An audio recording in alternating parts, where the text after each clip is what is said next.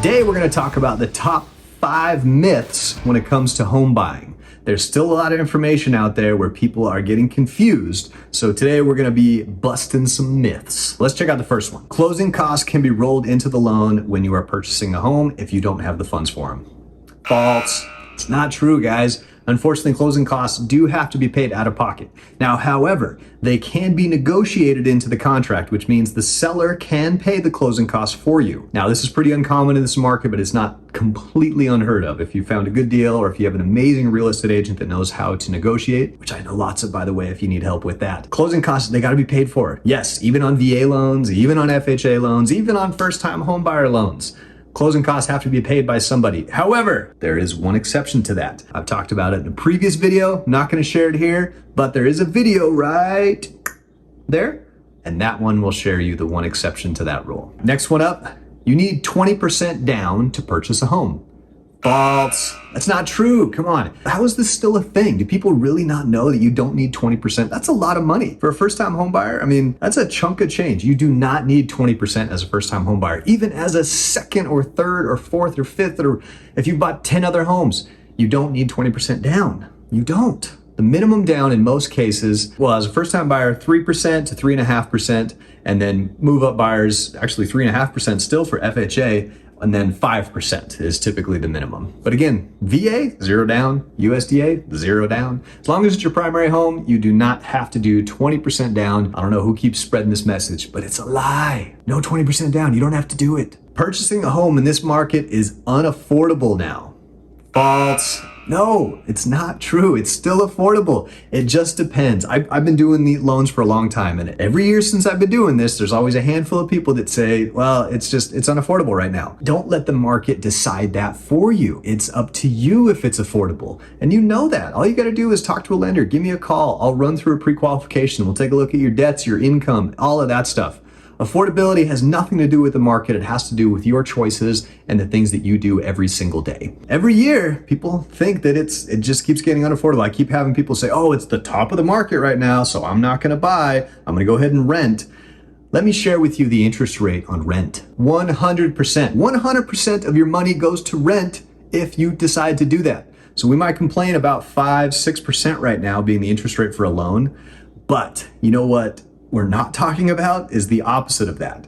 Is 94% is going towards something that you own. If you've got a 5 or 6% interest rate, yeah, that's going towards interest and that's money you'll never see again. But if you're renting, that's 100% of that money you're never going to see again. So keep that in mind when it comes to affordability and if you're thinking whether or not you should purchase a home. Everybody's situation's different. I get it. It may be more difficult. It may be more expensive, but it's not completely unaffordable. I talk to people every single year, and guess what? The ones that waited, the next year, they say the same thing. I should have listened to you and bought last year, back when they thought it was at the height of the market and unaffordable. So don't wait. Do it today. Get started. Find out if you can afford to buy a home. And if you can't afford it today, let's get you on a plan so that you can afford into the future.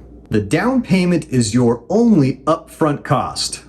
False. It's not true. I don't even know where this one came from, but that was a question that popped up. They thought you have to pay your down payment when you're purchasing a house up front. No. First of all, the down payment will be due the day you close. So the day you find a house and go under contract, it's typically a 30-day close of escrow, sometimes shorter, sometimes longer. Your down payment is due the day you close, not upfront. However, there are some upfront costs that you want to prepare yourself for. First upfront cost in most cases is going to be the home inspection. This one's not required by the loan. Let me say that again. It's not required by the loan. We don't care if you get a home inspection. It's the smart thing to do because you should know if the house has mold or termites or foundation issues or roof issues. That's what a home inspection is for. And there's a cost to it. You got to pay that cost up front to make sure that the house is going to be livable. Second one is going to be the appraisal. That one I do require. In most cases, I am going to need an appraisal. That one tells us the value of the home. Us as the lender, we need to make sure that if you're borrowing money against that house, that it's worth at least what you're borrowing it for, right? Keep that in mind. There's a few upfront costs, but the down payment itself is not one of them.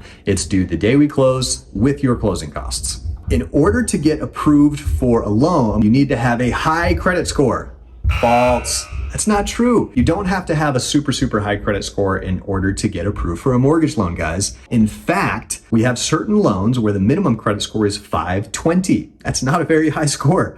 If you have a 520, I can still get you a mortgage loan depending on the type of product that we do. In most cases, 580 is the minimum, but just keep in mind, if you're worried about having a super high credit score, if you think, oh, I need to be 700, 800 in order to buy a house, that's false. Get that out of your mind. And if it is lower than that 580 or 520, that's okay. It happens. Let's at least get you on a plan. You don't know where you're going to go. You don't know how you're going to get approved until we can get that score up to that minimum credit score requirement. And if you don't know how to do that, I do. So let me show you how easy it is. Well, it may not always be easy, but let me show you how we can get that credit score improved so that you can purchase a home.